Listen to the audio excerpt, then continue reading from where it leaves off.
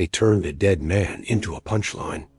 And that joke told you more about the year than any headline. 3 words, scrawled on bathroom stalls, whispered in office kitchens, printed on coffee mugs and tea shirts. Epstein didn't kill himself. It started as a meme, a throwaway line stapled onto unrelated videos and interviews. Someone would be talking about dogs or dieting, then suddenly blurt it out and walk off camera. People laughed. Then they kept repeating it. Here's the part nobody wanted to say out loud. The joke only worked because almost nobody trusted the official story. Not his victims, not his critics, not people who had never heard his name before that summer. The consequence was simple. For the first time, a mass audience treated a conspiracy theory not as fringe, but as the default explanation. The burden of proof shifted. If you believed the official account, you were the one who had to defend it. This is where it turns. To understand why that slogan landed so hard, you have to look at the body that never made it to trial. For years, Jeffrey Epstein had been an open secret. A man with private jets, a private island, and a private supply of young girls he used and traded like property. Police had investigated him. Prosecutors had prepared charges. In 2008, the federal government quietly gave him a plea deal so generous, it read like a parody of justice. 13 months in a county jail. Allowed to leave 6 days a week, 12 hours a day, for work release. His victims were not told about the deal. The public was not told about the deal. A secret non-prosecution agreement protected not just him, but anyone who might be named alongside him later. If you were paying attention in 2008, you learned something ugly. That there was one justice system for men with money, lawyers, and friends in high places, and another for everyone else. But most people were not paying attention. They were busy losing homes in the financial crisis, watching their retirements evaporate, learning in real time that bankers could destroy the economy and walk away with bonuses. Epstein's sweetheart deal blended into the background noise of elite impunity. Then 2019 arrived. A local reporter in Miami dug his case back up and refused to let it go. Victims spoke on camera. Details spilled out: the recruiting networks, the age of the girls, the names in his contact books. The old plea deal looked worse with every new fact. In July, federal agents arrested him again. This time, the charges were clear: sex trafficking of minors. No work release, no sealed agreements, no polite fiction that this was a misunderstanding. For a few weeks, it felt like reality had finally caught up with money. The system had found its courage. The rich man who had escaped justice once was going to stand in a courtroom and hear the full list of what he had done. Then one morning in August, he was dead in his cell. The official explanation arrived fast: suicide, alone, in a high-security federal facility, on a unit where he had allegedly already been on suicide watch, on a night when both guards on duty failed to check on him properly, and the cameras that should have been watching his door were not recording. This is the part that made the meme inevitable. If you had spent the previous decade watching executives dodge charges, priests shuffled instead of prosecuted, and politicians survived scandals that would have ended careers in your parents' generation, the idea that this particular prisoner died conveniently for powerful people did not feel far-fetched. It felt obvious. You did not have to believe in secret cabals or lizard people to find the timing suspicious. You just had to look at the list of names who had flown on his plane, stayed on his island, or taken his money.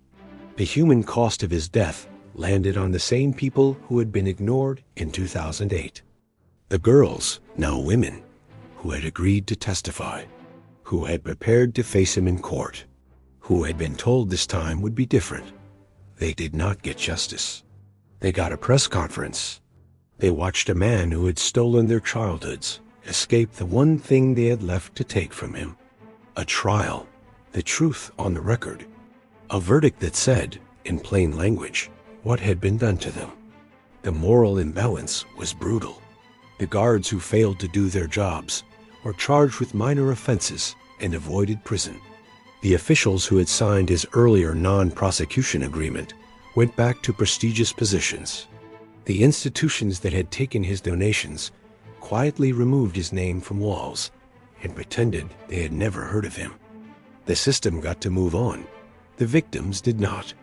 This is where it hits your life.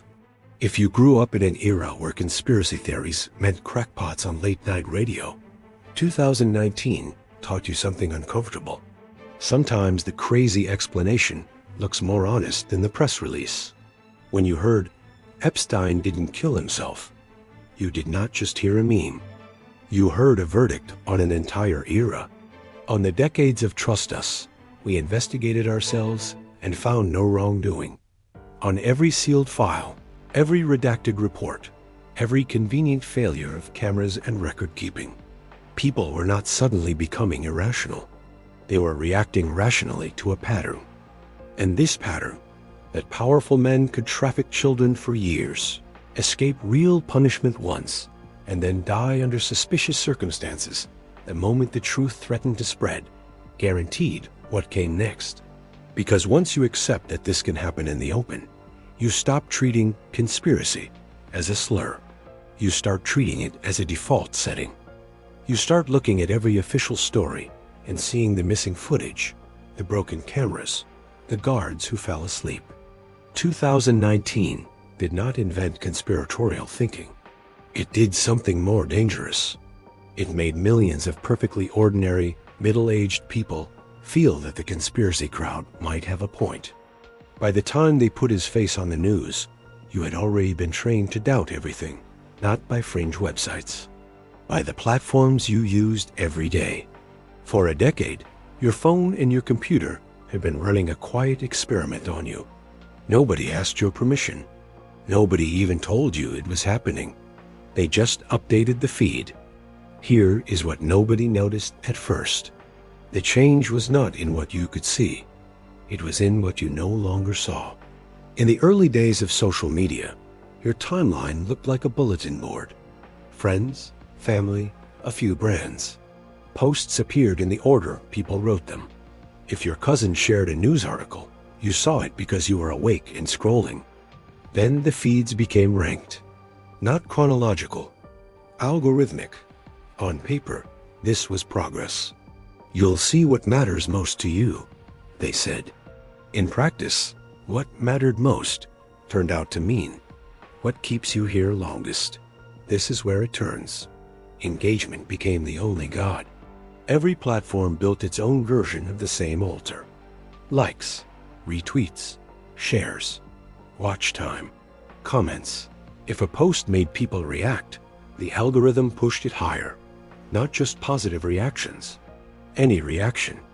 Anger, fear, disgust, outrage. Over time, your feeds learned something about you that you did not want to admit. You are more likely to click on something that makes you angry than something that makes you calm. You are more likely to share a story that shocks you than a story that simply informs you. So the feeds gave you more of what kept you there. More outrage, more shock, more stories about betrayal, corruption, and hidden motives. Here is why this matters for 2019. By the time Epstein's name went mainstream, the algorithm had already prepared the soil. Conspiratorial thinking was not born in that year. It had been incubated for years in feeds that learned, line by line, that their lying to you gets better metrics than here is a boring but accurate explanation. You did not notice it happening because it did not happen all at once. First, a few headlines about politicians caught in lies. Then, viral threads about food companies hiding toxins. Then, videos about secret health cures doctors do not want you to know. Each piece just plausible enough to share. Each one building on the last. You began to see the world in two categories. Official stories. And the real story someone found underneath. The human cost showed up everywhere.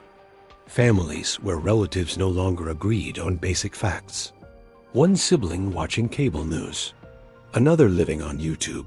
parents on Facebook, children on encrypted chat apps. All of them convinced the others were blind. Elections where more time was spent arguing about whether the vote would be rigged than about what policies were on the table. Public health scares where people trusted anonymous screenshots more than doctors who had studied a disease for 30 years. And it gets worse. The platforms knew this was happening. They had the data. They saw which posts spread fastest, which groups grew largest, which videos kept people hooked longest. They ran internal experiments, proving that small ranking changes could reduce polarization. Then they rolled most of them back, because those changes also reduced engagement.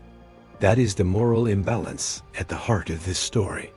Your attention became a commodity, sold to advertisers, optimized by code. Every minute you gave them was measured, predicted, and monetized. But the belief systems those minutes created in you, those were your problem. If you started to see hidden plots everywhere, nobody at the company took responsibility. They just called it user preference. This is where it hits your life. Think about how your own habits changed in those years.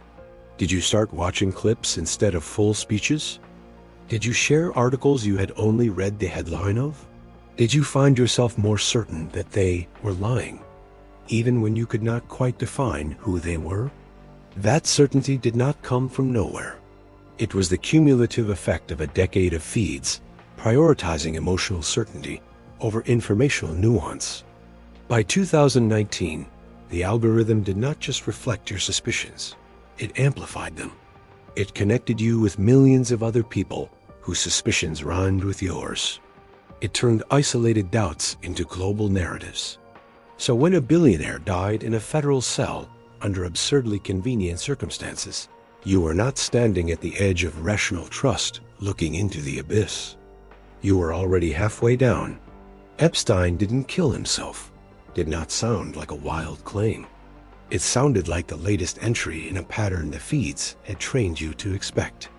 And this decision to optimize every platform around what keeps you scrolling instead of what keeps reality-anchored guaranteed what came next.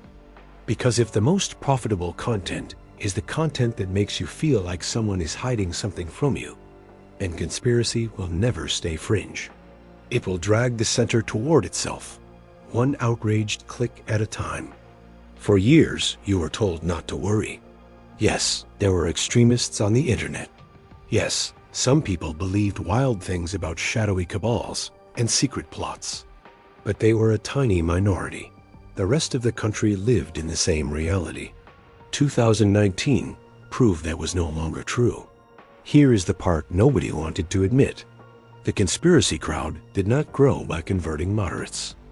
It grew because the center started to sound like them. Think about what counted as a fringe belief when you were younger. That the CIA killed a president. That the moon landings were fake. That vaccines were a plot. Most people rolled their eyes and moved on. By 2019, some of the most powerful people in the country were talking like the guy who used to corner you at the bar with photocopied pamphlets. This is where it turns.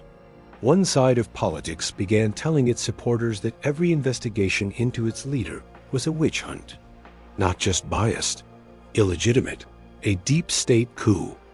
The other side told its supporters that every loss at the ballot box was the result of foreign interference or voter suppression, so absolute that outcomes could never be trusted again. The message from both directions was the same. If we win, the system worked. If we lose, it was rigged. The mechanism behind that shift was simple. When your base no longer trusts traditional media, courts, or election officials, you can keep them loyal by feeding them explanations that always protect you. No matter what happens, you are the victim of a plot, never the author of your own defeat. The human cost showed up in living rooms. Husbands and wives watching different news channels and coming away with opposing versions of last night's speech. Siblings unable to talk about major events without a fight because they disagreed on what had actually happened, not just what it meant. Parents and grown children blocking each other on Facebook because every post turned into a battle over whose reality was real. And it gets worse. Politicians did not just ride the wave of conspiratorial thinking, they fed it on purpose. A rumor would start on an anonymous message board, maybe about secret pedophile rings in pizza shops, maybe about a caravan that did not exist, maybe about a political opponent's fabricated health crisis. Within days, that rumor would show up in a tweet from someone with millions of followers, then in a segment on a major cable channel, then in a rally speech. By the time journalists debunked it, the damage was done. Their correction reached a fraction of the audience that had already absorbed the lie. And for the people who wanted to believe the lie, the attempt to correct it was proof that they were hiding something. Here's the moral imbalance. Spreading conspiracy theories turned out to be cheap and profitable. You did not need evidence. You did not need to be right. You just needed to be first and loud. There was no serious penalty for being wrong. No lost elections for claiming your surge in the polls came from divine intervention. No canceled careers for suggesting that political opponents ran secret satanic rings. No meaningful cost for telling millions of people that any institution that contradicted you was corrupt. The people who paid were the ones with the least say in the process. Election workers who suddenly faced death threats because someone online decided they must be part of a plot. School board members accused of treason for choosing a textbook. Local journalists doxxed because they reported basic facts that contradicted someone's favorite narrative. This is where it hits your life. If you spent your adult years believing that disagreement was about ideas, 2019 forced you to confront something harsher. Disagreement had become about reality. You could no longer assume that when you said the election was held on Tuesday, the person arguing with you accepted that as a starting point. Every fact was now up for negotiation. Every video could be called fake. Every witness could be accused of being in on it. That is what made conspiracy stop being fringe. Fringe is when a small group believes wild things on the margins. Mainstream is when those beliefs become the default explanation, offered any time someone does not like an outcome. By the end of that year, you could hear it everywhere. In conversations about immigration, the invasion is being orchestrated on purpose. In conversations about gun laws, they want to stage shootings to take our weapons. In conversations about climate disasters, they're manipulating the weather to control us. Most people repeating these lines were not wearing tinfoil hats. They were teachers, contractors, nurses, retirees, people who paid their taxes and voted and watched the news and felt, deep down, that the people in charge had been lying to them for a very long time. And when your lived experience tells you that lies are common and punishment for them is rare, conspiracy stops feeling like a sickness. It starts feeling like self-defense. This is the decision that guaranteed what came next. Once leaders discovered that they could inoculate themselves against any future scandal by convincing their followers that all negative information was part of a plot, they had every incentive to keep stoking that belief. Why admit a mistake when you can call it fake news? Why accept a loss when you can call it theft? Why risk accountability when you can convince millions that accountability itself is a conspiracy? 2019 locked that pattern in. From that point on, no major event, no election, no investigation, no crisis could unfold without a ready-made conspiracy narrative sitting beside it, waiting to be believed. And the next time a real crisis arrived, the country would discover what happens when half the population has been trained to see not just some things, but everything as part of the plot. It did not start as prophecy.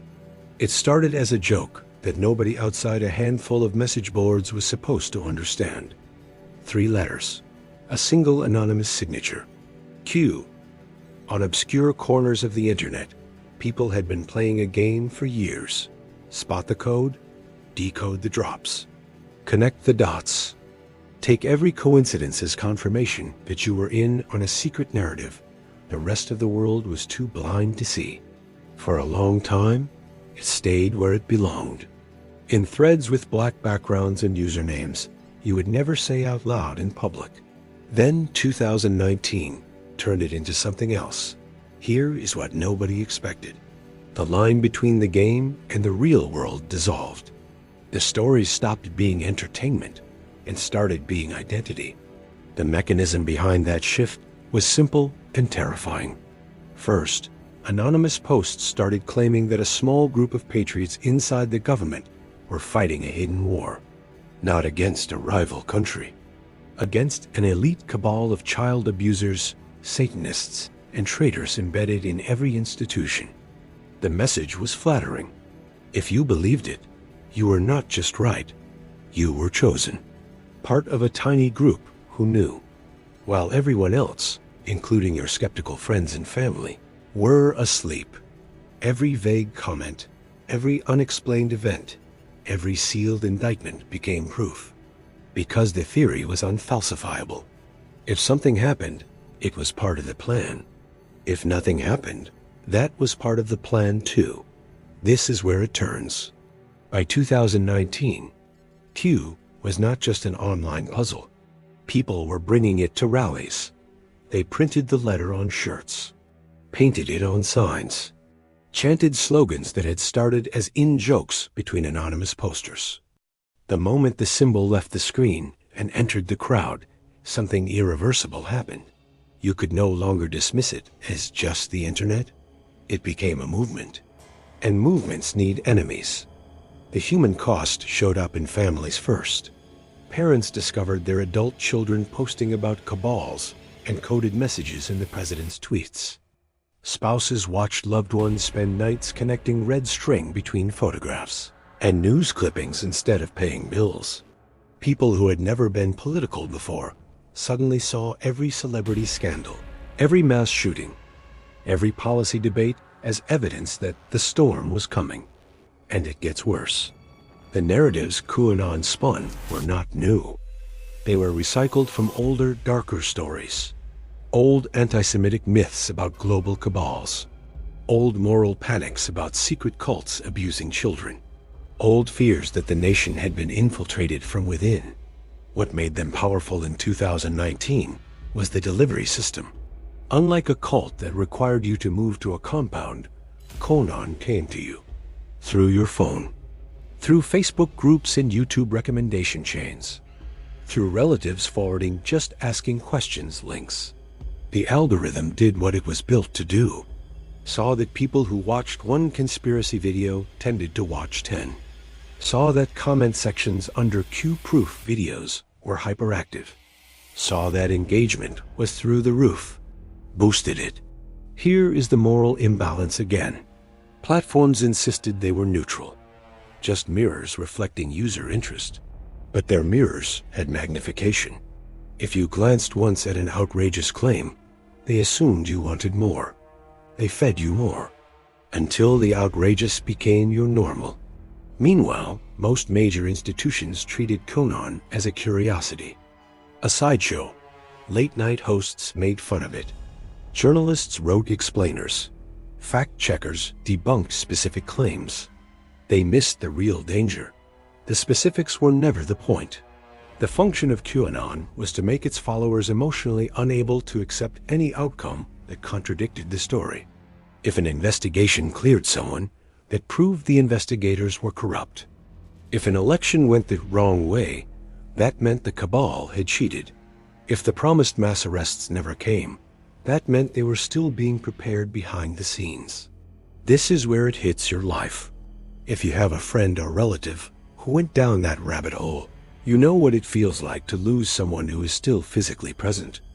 You argue facts. They argue faith. You show them evidence. They show you decodes. You walk away from conversations wondering how two people who grew up in the same house can now inhabit entirely different universes. But here is what almost no one wants to say. The people who fell into QAnon were not uniquely gullible or broken. They were living in a world that had already taught them, over and over, that powerful people do get away with horrific things. Priests did abuse children, and get moved instead of jailed. Politicians did lie about wars and walk away retired and comfortable. Billionaires did prey on minors for years and escaped consequences. QAnon took those real grievances and offered a grotesque full-color cartoon version of justice.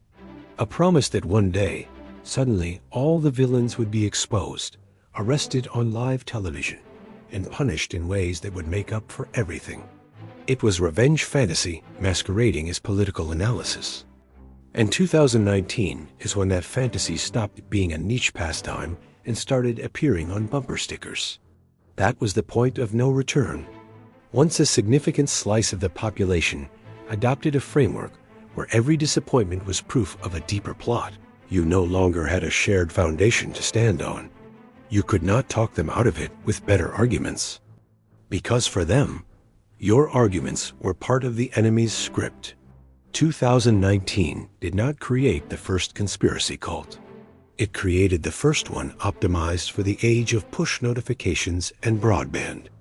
And when the next crisis hit a virus that required trust in institutions, shared sacrifice, and acceptance of unpleasant facts, the country would discover what it meant to face reality with millions of citizens already trained, to see every mask, every test, every death count as part of the plan. You did not need a password to leave the shared world. You just needed a remote. By 2019, you could live your entire political life without ever touching what used to be called the news. You had channels, podcasts, live streams, newsletters, creators who talked like you, joked like you, hated the same people you did. Here is the part nobody likes to admit. You did not abandon mainstream media because you suddenly became irrational. You left because mainstream media kept proving it did not deserve your trust. One wrong war sold on bad intelligence. One housing bubble explained away as unforeseeable. One financial crisis where the experts who missed it got promotions instead of pink slips. By the time the 24-hour news channels were ready to fact-check the latest rumor, you had already clicked away. This is where it turns. Alternative media did not just fill a gap. It built a replacement reality. On cable, you could pick a network that told you your side was always under attack. On YouTube, you could subscribe to channels that did deep dives into every scandal, always concluding that the conspiracy you feared most was real. On podcasts, you could listen for 3 hours at a time to hosts who made you feel like you were finally hearing the unfiltered truth. Corporate press was too cowardly to say. The mechanism was brutally simple. Each outlet started with a legitimate critique. The press had been wrong about the war. The banks had gotten away with it. Politicians did lie. Then they took one more step. They told you everyone who disagreed with their version of events was not just mistaken, but compromised, bought, blackmailed, controlled. The human cost was subtle at first. You did not wake up one morning and declare the New York Times illegitimate. You just clicked it less. You did not formally renounce network news. You just left the TV on your favorite cable channel and stopped changing it. Slowly, your information diet narrowed. Stories that made your side look bad got shorter segments, softer language, or no coverage at all. Stories that confirmed what you already believed got hour-long specials, special graphics, and angry monologues. Podcasters monetized outrage with Patreon tiers and super chats. YouTubers turned ad revenue and sponsorships into reasons to push harder takes, weirder theories, bolder accusations. And it gets worse, because the incentives were the same everywhere. If a creator posted a calm, nuanced breakdown, it got a modest response. If they hinted that something darker was happening under the surface, views and donations spiked. If they openly accused enemies of being part of a plot, numbers went through the roof. So creators learned the same lesson the platforms had taught. Moderation is bad business. Here is the moral imbalance. The people building these alternative ecosystems carried almost none of the responsibility traditional newsrooms did. No ombudsman, no corrections page, no editor asking, Can we prove this? If they got a story wrong, there was no lawsuit unless they named the wrong billionaire. They could simply move on to the next episode. Their audiences could not. The beliefs those episodes cemented did not vanish when the creator changed topics. They stayed, layer upon layer of grievance, suspicion, and half-remembered claims. This is where it hits your life. If you have ever talked to someone who does their own research, you have seen the result. They quote a statistic from a podcast, a screenshot from a Telegram channel, a clip from a show you have never heard of. Each one feels airtight to them because they have heard the same claim repeated across 5 different sources that all drink from the same well. Meanwhile, the old gatekeepers kept behaving as if they still owned the conversation. They ran fact checks, wrote editorials, hosted panels. They did not understand that for millions of people, they were no longer referees. They were simply one more team on the field, and not the home team. 2019 was the year that became impossible to ignore. Major cable networks gave prime time to people who flirted with QAnon talking points. YouTube channels built entire businesses on Epstein files, speculation, and deep state exposes. Podcasts that once focused on self-help or tech drifted into politics, then into conspiracies, because that is where the downloads were. The line between commentary and counter-reality blurred. And when institutions tried to push back by demonetizing videos, banning accounts, or slapping warning labels on posts, it only confirmed what these new outlets had been saying all along. Look, they are afraid of us. We must be over the target. That closed the loop. The more platforms tried to regulate misinformation, the more their interventions were cited as proof that a hidden hand controlled everything. The more mainstream outlets tried to debunk, the more they were painted as part of the plot. By the end of 2019, you did not just have alternative media. You had alternative histories of the last decade, each with its own villains and martyrs. And this guaranteed what came next. Because when a real, world-changing crisis arrived a few months later, a virus that did not care about politics or podcasts, it did not land in a neutral information environment. It landed in a landscape where millions of people had already been trained to see every warning as propaganda, every guideline as control, and every death count as another lie from a media they had long since left behind. If you want to know when the next crisis really began, do not look at the first case. Look at the first joke. Before anyone had heard the word coronavirus, conspiracies were already rehearsing for it. 2019 was their training year. Here is the part nobody connects. Every narrative that would later be used to deny, downplay, or monetize a pandemic was already in circulation. Not about a virus, about everything else. Experts are lying. Statistics are fake. Global organizations are a front for something darker. Any emergency is an excuse to control you. By the time a real emergency arrived, those lines were not fringe rhetoric. They were muscle memory. This is where it turns. Imagine a country where you have watched a billionaire predator die in federal custody under absurdly convenient circumstances. You have seen anonymous insiders claim to reveal hidden battles between patriots and cabals. You have spent years on platforms that exalt anything labeled the truth they don't want you to know. You have a menu of media outlets, each promising you the facts the others are too cowardly or corrupt to say. Now drop a new, invisible threat into that landscape. The first reports out of a foreign city. The first shaky phone videos from hospital corridors. The first official statements filled with caveats and uncertainty. For a healthy information system, that would be the moment when institutions lean on their remaining trust and say, "This is real, and we need you to act." But in 2019, that trust had already been strip mined. The human cost of that strip mining showed up in the next year's body counts. But the damage was done in this one. You could see it in how people reacted to every warning, even before the virus. Wildfire smoke choking cities? We've always had fires. This is hype. Heat records broken year after year? Data manipulation? A new technology rolls out? Mind control. Every problem became proof of the theory you already liked best. Not a thing to be solved, but a story to be claimed. And it gets worse. Governments noticed. They watched what happened when they tried to admit uncomfortable truths. Approval dropped. Opponents weaponized every admission as proof of weakness. So many leaders learned the opposite lesson from what a functioning democracy requires.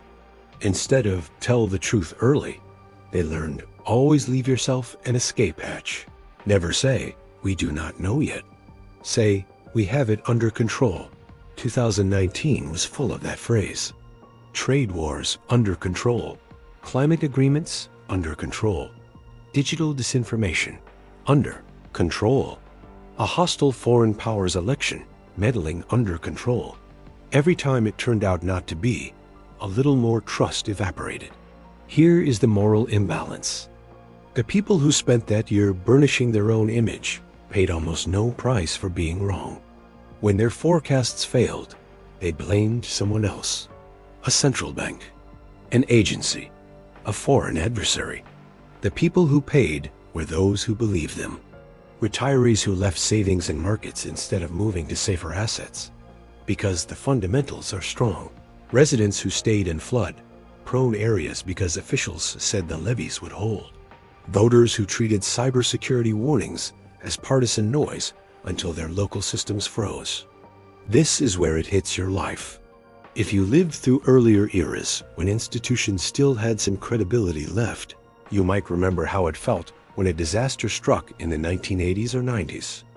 You might not have trusted everything you heard, but you probably did not assume every statement was a script written to manipulate you.